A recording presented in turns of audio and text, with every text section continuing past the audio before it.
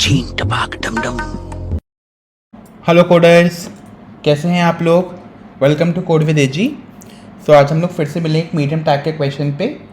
जो क्वेश्चन है हमारा, check if the array pairs are divisible by k. So इसके लिए आप इस क्वेश्चन में आपको एक इंटीजर लेंथ का एक इंटीजर एरे दे रखा है n लेंथ का, और n हमारा इवन नंबर है, और एक इंटीजर दे रखा है k। हमें अपने एरे को n/2 पेयर्स में डिवाइड करना है such that sum of each pair is divisible by k।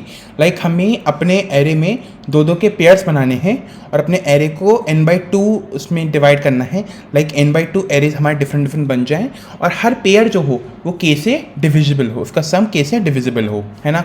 और हमें ट्रू रिटर्न करना है अगर हम ऐसा कोई वे फाइंड आउट कर सकते हैं, वरना हमें फॉल्स रिटर्न करना है।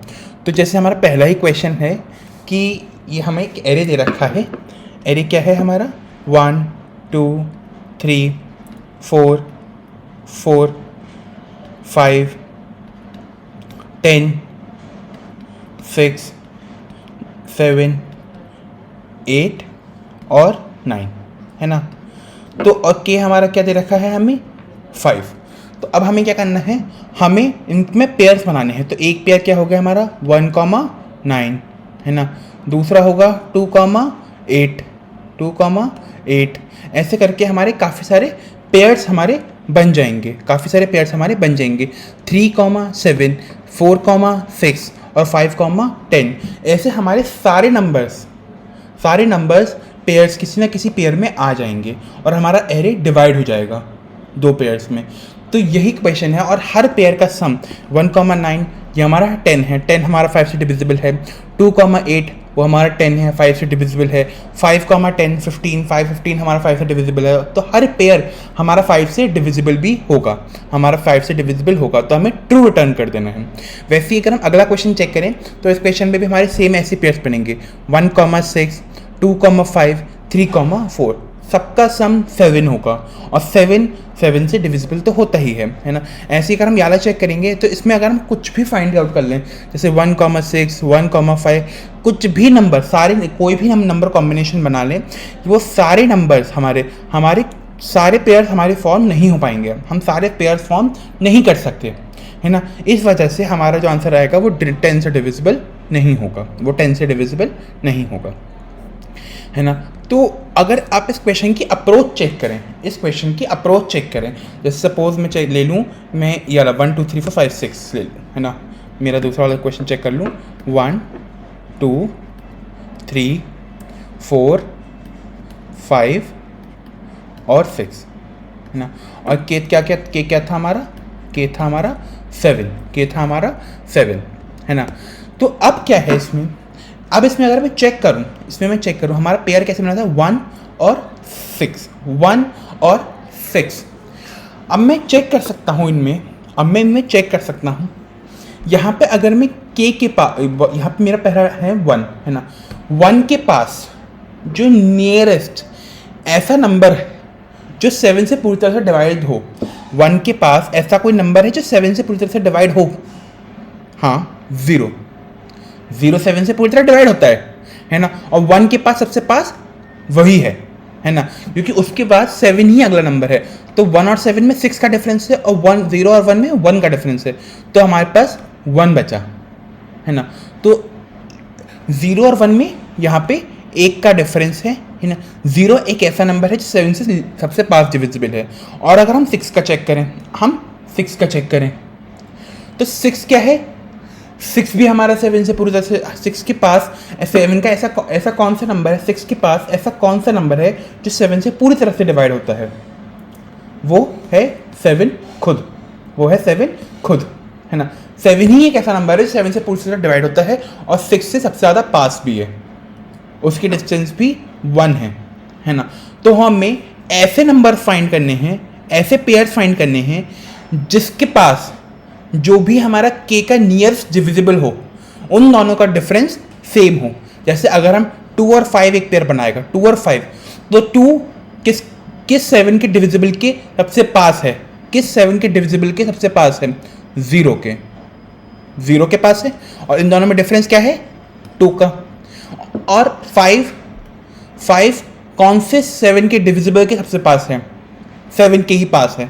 तो वो 7 के ही पास है, तो 7 5 में डिफरेंस कितना है 2। तो ये जो हमारा डिफरेंस होगा, ये डिफरेंस दोनों में सेम रहेगा। तो हमें ऐसे पेयर्स फाइंड आउट करने हैं, ऐसे हमें पेयर्स फाइंड आउट करने हैं। आई होप आपको समझ में आ रहा होगा।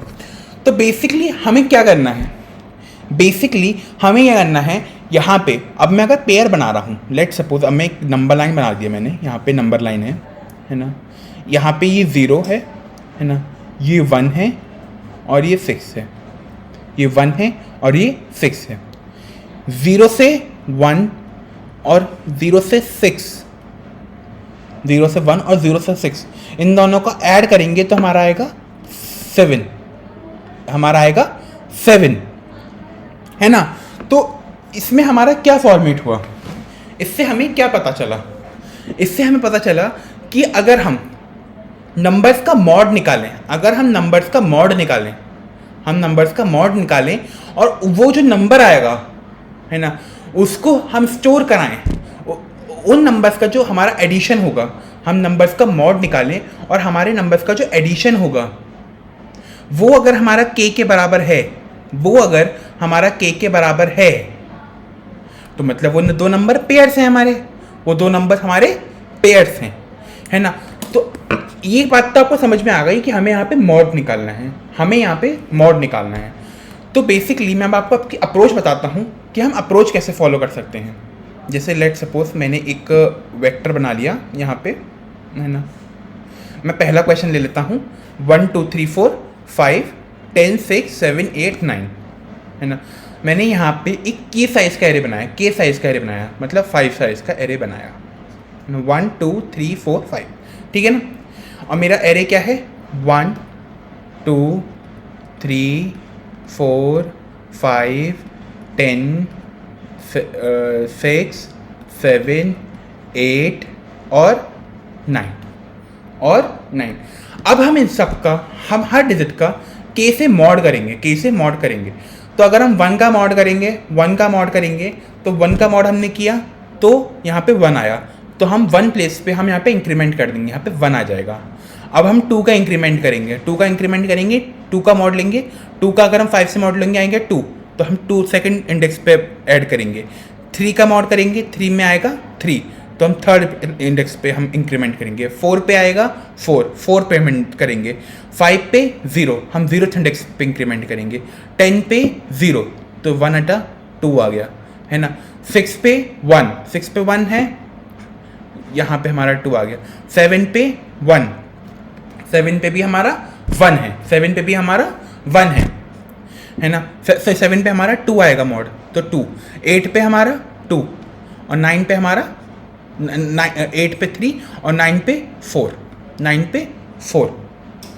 तो बेसिकली ये हमें क्या बता रहा है, ये सब हमें क्या बता रहा है, लाइक यहाँ पे जो नंबर्स आए हैं, यहाँ पे जितने भी नंबर्स हैं, इनका मॉड k से 0 है, इनका मॉड k से 0 है। मतलब यहाँ पे हमारा k यहाँ पे 5 था, इसका मॉड 0 है, मतलब क्या क्या नंबर हो सकते हैं, 0 हो सकता है, 5 हो सकता है, 10 हो सकता है, 15 20, ये नंबर हो सकते हैं। और हम इन दोनों नंबर्स को, हम इनमें से किसी भी नंबर को ऐड करेंगे, हम इनमें से किसी भी नंबर को ऐड करेंगे। ये अभी मैं सिर्फ k इक्वल्स टू, यहाँ पे मैं इंडेक्स इक्वल्स टू 0 के लिए बता रहा हूँ, ये और किसी इंडेक्स के लिए नहीं बता रहा हूँ मैं। और हम इनमें से किसी भी नंबर का एडिशन करेंगे, जैसे 5 20 का करना है, 25 5 से डिविजिबल है पूरी तरीके से। 10 और 15 ये हमारा डिविजिबल है ना। तो मतलब यहाँ पे जो भी पेयर बनेगा, वो 5 से, वो k से डिविजिबल होगा ही होगा, वो 5 से डिविजिबल होगा ही होगा, है ना। तो बेसिकली यहाँ पे अब हमारे कितने पेयर बन सकते हैं, अगर हम यहाँ पे हमारे यहाँ पे 2 डिजिट्स हैं तो हमारा एक पेयर तो बन ही सकता है। लेकिन अगर यहाँ पे 3 डिजिट्स होते, यहाँ पे अगर 3 डिजिट्स होते, है ना, तो हमारे पेयर नहीं बन पाते। लेट सपोज 5 10 और 15 होता, तो हम पेयर ही नहीं बना पाते, बिकॉज 5 10 तो कोई पेयर, एक पेयर 5 10 हो गया, लेकिन 15 तो बच गया और हम 10 को दोबारा यूज भी नहीं कर सकते।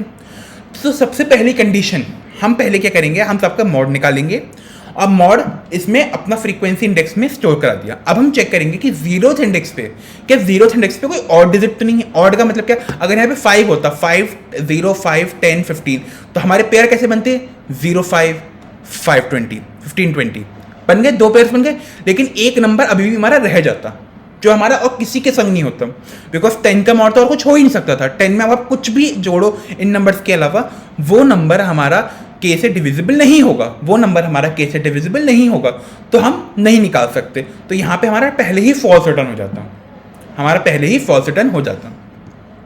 अब बाकी नंबर्स क्या क्या बता रहे हैं कि यहाँ से इसका मॉड 1 है, यहाँ से 2 है, यहाँ से 3 है, यहाँ से 4 है। मतलब हमारे पास दो नंबर ऐसे हैं जिसका मॉड के से अगर हम करेंगे तो आंसर हमें 2 मिलेगा। दो नंबर ऐसे हैं जिनका मॉड अगर हम के से करेंगे तो हमें 2 मिलेगा, यहाँ पे 3 मिलेगा, यहाँ पे 4 मिलेगा, है ना। तो लेट्स सपोज जिसमें 1 मिलेगा वो नंबर कैसे कैसे होंगे, 6, 11, 16 ये नंबर होंगे, है ना। और अगर 4 मॉड किस में आएगा, हमारा 4 मॉड किस में आएगा, हमारा 4 में आ सकता है, हमारा 9 में आ सकता है, हमारा 14 में आ सकता है। अगर हम इस नंबर को और इस नंबर में इनमें से किसी भी नंबर्स को अगर हम ऐड करेंगे, 6 + 4 10, 10 हमारा 5 से पूरी तरह से डिविजिबल है। 9 + 6 कितना होता है, 15, 15 हमारा 5 से पूरी तरह से डिविजिबल है। 6 + 14 20, 20 हमारा 5 से पूरी तरह से डिविजिबल है, पूरी तरह से डिविजिबल है ना। ऐसे ही अगर हम इसको चेक करें, 4 + 11 15, 4 + 9 20, 4 + 14 25। तो ये नंबर्स क्या हैं, अगर हम इन दोनों डिफरेंट इंडेक्सेस के डिफरेंट नंबर्स को पेयर अप करें तो हमें हर नंबर में एक ऐसा पेयर मिलेगा जो हमारा के से पूरी तरीके से डिविजिबल होगा, है ना। लेट्स सपोज यहाँ पे हमारे 2 नंबर थे, तो सपोज 2 नंबर हम मान लें, यहाँ पे 2 नंबर क्या थे 1 से डिविजिबल होने वाले, 1 और 6, और 4 से डिविजिबल होने वाले 9 और 4, है ना। तो हम इसके इजीली पेयर बना सकते हैं, अगर यहाँ पे 11 और होता तो यहाँ पे हमारा अगर यहाँ पे हमारा 11 और होता तो यहाँ पे हमारा डिजिट कितनी होती, 3। 11 और होता तो हमारा 1 9 से बन जाता, 6 हमारा 4 से बन जाता, लेकिन 11 हमारा ऐसे ही रहता, 11 हमारा ऐसे ही रहता। तो हमें अब चेक करना है, जीरोस पर हमने चेक कर लिया, अब हम यहाँ पे बाइनरी सर्च 2 पॉइंटर अप्रोच लगाएंगे। हम यहाँ पे आई यहाँ पे और जे यहाँ पे, आई यहाँ पे और जे यहाँ पे, हम यहाँ पे चेक करेंगे कि आई और जेथ इंडेक्स पे जो फ्रीक्वेंसी है वो सेम है, सेम मैंने क्यों बताई, क्योंकि हम तभी पेयर मैच कर सकते हैं। अगर सेम नहीं होगी तो कोई ना कोई नंबर रह जाएगा, तो हम इस पर चेक करेंगे। अगर फ्रीक्वेंसी सेम नहीं है तो हम फॉल्स रिटर्न करेंगे, वरना आगे बढ़ेंगे। फिर हम आई और जे पे आए, यहाँ पे भी हम चेक करेंगे। तो यहाँ पे हमने फ्रीक्वेंसी चेक करी थी, यहाँ पे 2 थी, यहाँ पे 2 थी, 2 है ना, बराबर है। हम आगे आए, यहाँ पे भी बराबर है ना, यहाँ पे भी बराबर है ना। हम फिर आगे बढ़ेंगे, हम तब तक करेंगे जब तक आई इज लेस देन जे, अब इस कंडीशन की बात किया जाएगा, जे इधर आई इधर, है ना। अब आई इज लेस देन जे नहीं है तो हम मतलब हमारा पूरा हमने एरे ट्रैवर्स कर लिया और हम अब रिटर्न कर देंगे, ठीक है ना। और यहाँ पे एक कंडीशन और हो सकती है, लेट सपोज अगर हमारा के फिक्स होता, लेट सपोज हमारा के अगर 6 होता है ना, तो 6 होता 1 2 3 4 5 6, है ना। तो यहाँ पे इसको तो हम चेक कर लिया था, इसको हमने चेक कर लिया होता, आई यहाँ जे यहाँ, इसको हमने चेक किया होता, फिर आई यहाँ जे यहाँ, फिर आई यहाँ और जे यहाँ, है ना। अब हम इन दोनों पे चेक करते हैं। आप कहेंगे कि मैं i is less than equals to j भी तो चेक कर सकता हूँ, नहीं, बिकॉज मैं यहाँ पे क्या चेक कर रहा हूँ कि मेरा आई और जे इंडेक्स पे फ्रीक्वेंसी सेम है या नहीं है ना। लेकिन यहाँ पे इस केस में तो वैसे सेम तो होगी, लेकिन आंसर हमें यहाँ पे क्या चेक करना है कि यहाँ पे जो आंसर है, यहाँ पे जो मेरे जितने नंबर, क्योंकि यहाँ मेरी 2 अलग अलग इंडेक्सेस नहीं है, दोनों पॉइंटर्स एक ही इंडेक्स पे पॉइंट कर रहे हैं, तो अब मुझे इस इंडेक्स पे चेक करना होगा कि ये इंडेक्स इवन है या नहीं है। अगर इवन नहीं है, जैसे यहाँ पे इवन नंबर्स नहीं है हमारे पास, सारे ऑड हैं, तो उससे क्या होगा कि मतलब एक ना एक नंबर रह जाएगा, तो हमें इवन चेक करना होगा। अगर इवन है तो ठीक है, और अगर ऑड है तो हम फॉल्स रिटर्न करेंगे। यहाँ पे हम ये चेक करेंगे। तो आई होप आपको एल्गोरिथम तो समझ में आ गई होगी। एक बार से कोड करके देखते हैं कि कोड कैसे करेंगे। तो हम साइज स्टोर करा लेते हैं अपने एरे का, ठीक है ना। हम साइज स्टोर करा लेते हैं अपने एरे का, और अब हम एक वेक्टर बना लेते हैं फ्रीक्वेंसी नाम का, है ना। हम एक वेक्टर बना लेते हैं फ्रीक्वेंसी नाम का, के साइज का होगा, और सब में 0 मार्क कर देते हैं। ये अप्रोच जो होगी ये हमारी जो ब्रूट फोर्स से काफ़ी कम पे ले आएगी, क्योंकि अब हम यहाँ पे सिर्फ बिग ऑफ एन यूज़ कर रहे हैं, यहाँ पे हम सिर्फ बिग ऑफ एन यूज़ कर रहे हैं। और अगर हम सिंपल ब्रूट फोर्स चेक करते तो हम हर एलिमेंट पे आते और पूरी पूरी एरे को ट्रैवर्स करते, हम पूरे एरे को ट्रैवर्स करते रहते हैं बार बार, उससे एन स्क्वायर कॉम्प्लेक्सिटी होती, तो वो सही नहीं होती, वो हमारे लिए सही नहीं होती। ठीक है ना। अब हम क्या करेंगे, अब हमें मॉड स्टोर करना है। तो पहले नंबर चेक कर लेते हैं कि सब पॉजिटिव ही है ना। नहीं, पॉजिटिव नंबर हमारे पास नहीं है, हमारे पास नेगेटिव नंबर भी हैं। तो हमें मॉड का दूसरा फॉर्मूला लगाना होगा, तो मॉड का हम दूसरा फॉर्मूला लगाएंगे। पहले हम सिंपल मॉड निकाल लेंगे, है ना। अब ये जो तरीका मैं आगे का कर रहा हूँ, ये हमारा सब नेगेटिव नंबर के लिए है कि अगर हमारे पास नेगेटिव नंबर हुआ तो हमें ये करना है। तो हम उसमें के ऐड करते हैं। अगर आप लोगों ने ये पढ़ रखा हो, अगर आप लोगों ने ये 12th में पढ़ा होगा, तो हम इसको ऐसे इसका मॉड निकालते हैं नेगेटिव नंबर्स का। ठीक है ना। तो ये फॉर्मूला होता है नेगेटिव नंबर, कि नेगेटिव और पॉजिटिव दोनों पे काम करता। अगर सिर्फ मेरा पॉजिटिव होता तो मैं यहीं तक छोड़ देता, है ना, बट नेगेटिव है तो मैं पूरा इसको कवर करूँगा। ठीक है ना। तो मेरा यहाँ पे मॉड आ गया, है ना। अब मैं इस मॉड के अक्रॉस फ्रीक्वेंसी में वो वैल्यू स्टोर कर, मैं फ्रीक्वेंसी में इंक्रीमेंट कर दूंगा। क्या मेरा उस नंबर का मॉड निकल आया, अब मैं उस जगह फ्रीक्वेंसी में ये ऐड कर दूंगा।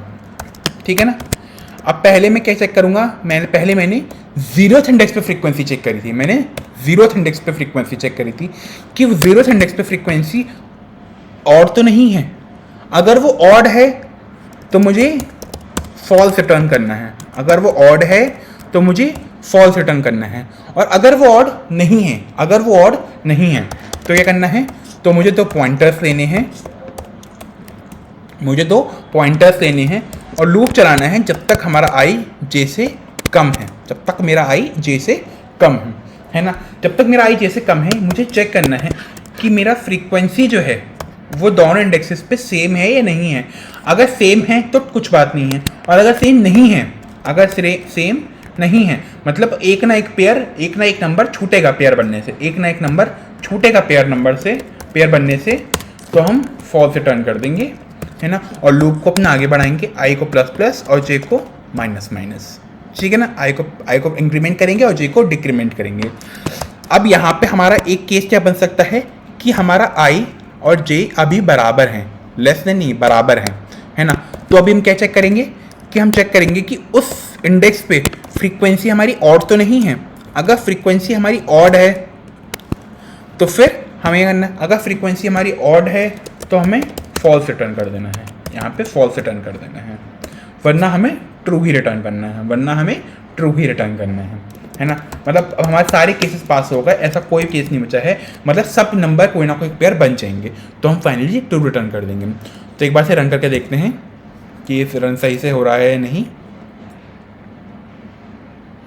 ओके, कहीं यहाँ पे k-1 आएगा, हाँ n-1 नहीं k-1 आएगा, बिकॉज हमारा k साइज का एरे है। ओके, सो यहाँ पे कुछ गड़बड़ हुई है हमसे, तो बस को चेकआउट कर लेते हैं कि क्या गड़बड़ हो रही है। ओके, सो मैं समझ गया क्या गड़बड़ हो रही है। यहाँ पे आई की मुझे जो इंडेक्स है यहाँ पे 1 स्टोर करनी है, क्योंकि 0 तो हम चेक कर चुके हैं, तो हमें 1 पे चेक करके करनी है। तो आई होप अब ये आंसर के सही आएगा।